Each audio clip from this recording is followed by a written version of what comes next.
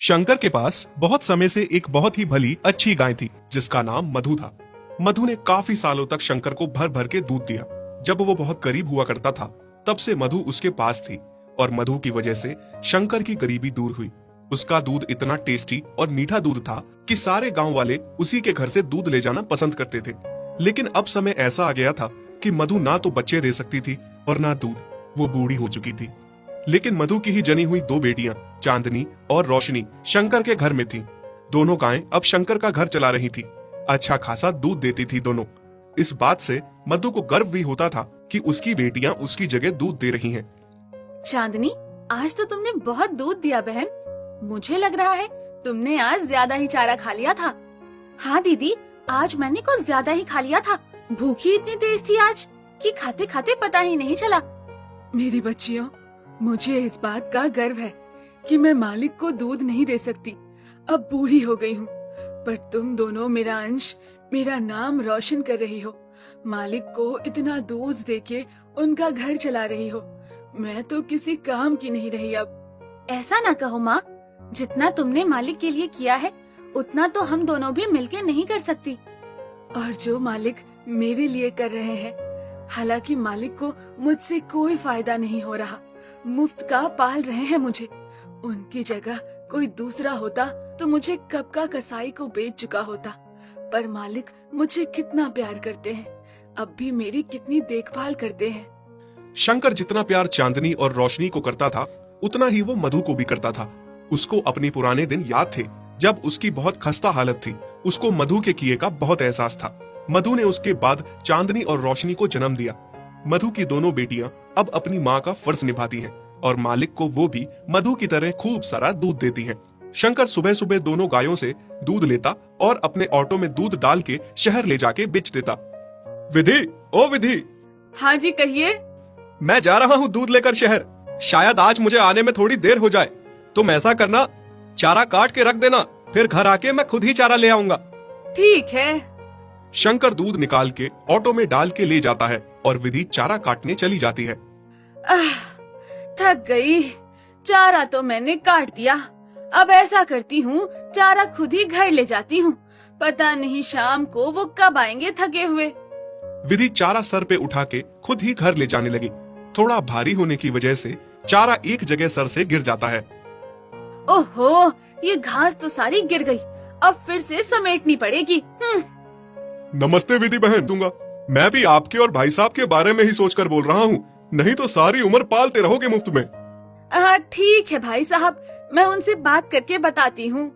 विधि चारा सर पे बांध के घर चली जाती है, पर उस व्यापारी की बात उसे कहीं न कहीं सही लग जाती है। शाम को जब शंकर घर आता है तो विधि उससे मधु को बेचने की बात करती है। विधि, तुम पागल हो गई हो क्या? तुमने ये बात सोची भी कैसे? किसने तुम्हारे दिमाग में ये बात घुसा दी और तुम उसी के कहने पर चल रही हो?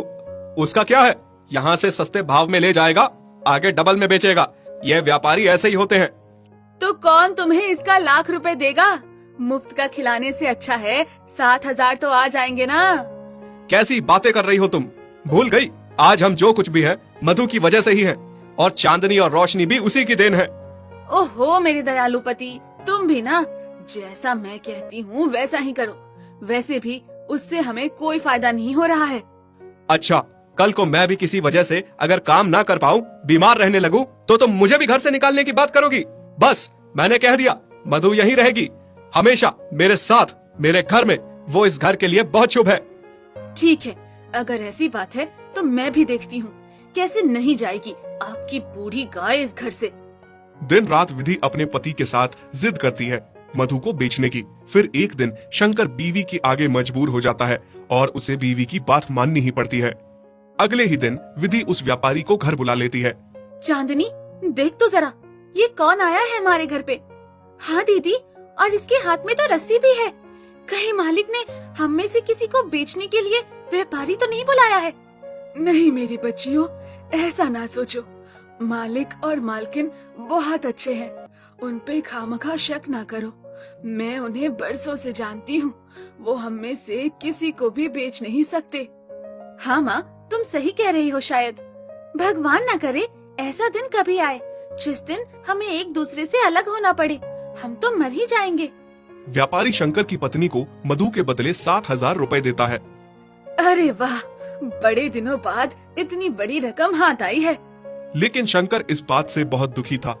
उसे बहुत बुरा लग रहा था कि ये कैसी औरत है, चंद पैसे के लिए घर की लक्ष्मी को ही बेच रही है। थोड़ी देर बाद शंकर मधु के पास आता है और उसके सर पे हाथ फेरता है। मुझे माफ कर दो मधु, पत्नी की जिद के आगे मुझे तुम्हें बेचना पड़ रहा है। उसे लगता है कि तुम अब बूढ़ी हो गई हो, हमारे किसी काम की नहीं हो। अब हो सके तो मुझे माफ कर देना। ये सुन के मधु, चांदनी और रोशनी को बहुत बड़ा झटका लगता है। माँ, तुम्हें तो बड़ा यकीन था ना मालिक पे।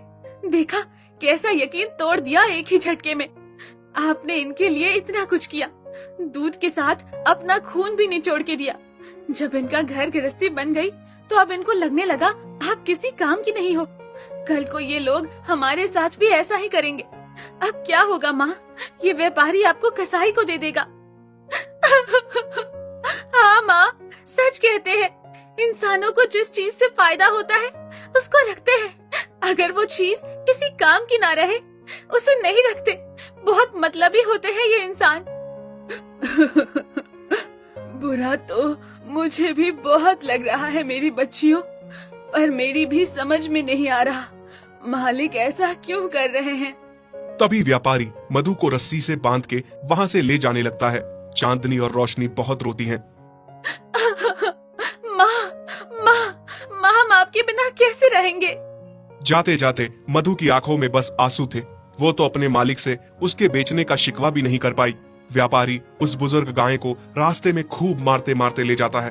घर पहुंच के उसे गौशाला में बांध देता है और खूब सारा चारा खिलाता है। लेकिन मधु को पता था कि उसे खूब खिलाएगा पिलाएगा, फिर कसाई को उसे बेच के मोटी रकम हासिल करेगा। फिर थोड़ी देर में कसाई व्यापारी से मिलने आता है। व्यापारी उसे कहता है कि कुछ दिनों में आके उसे ले जाए। नहीं नहीं, ये व्यापारी तो मुझे कसाई को सौंप रहे हैं। मुझे नहीं मरना। मालिक, आपने ऐसा क्यों किया?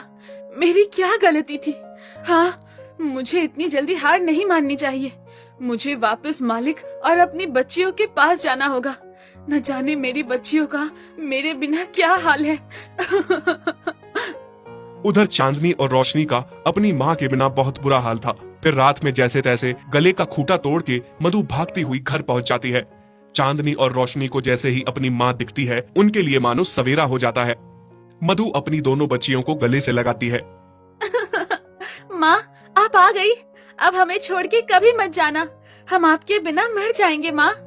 हाँ मेरी बच्चियों, मैं अब कभी भी नहीं जाने वाली हूँ। सुबह जब शंकर दूध निकालने गौशाला में आता है और वहाँ वो मधु को देखता है तो बहुत खुश हो जाता है। उसके सर पे हाथ फेर के प्यार देता है। विधि, विधि देखो तो कौन आया है। अरे क्यों चिल्ला रहे हैं आप? कौन आया है? हाँ, ये मधु, ये वापस कैसे आ गई? देखा, मैंने कहता था मधु हमें बहुत प्यार करती है, उसको हमें नहीं बेचना चाहिए। तुम चुप रहो जी। चिल्ला के तो ऐसे बुला रहे थे जैसे पता नहीं क्या हो गया। इस बूढ़ी बेकार गाय को मुफ्त का खाने की आदत हो गई है। मैं कहती हूँ जल्दी इस व्यापारी को बुलाओ, उससे पैसे लिए हैं, यहाँ आके इसे ले जाए।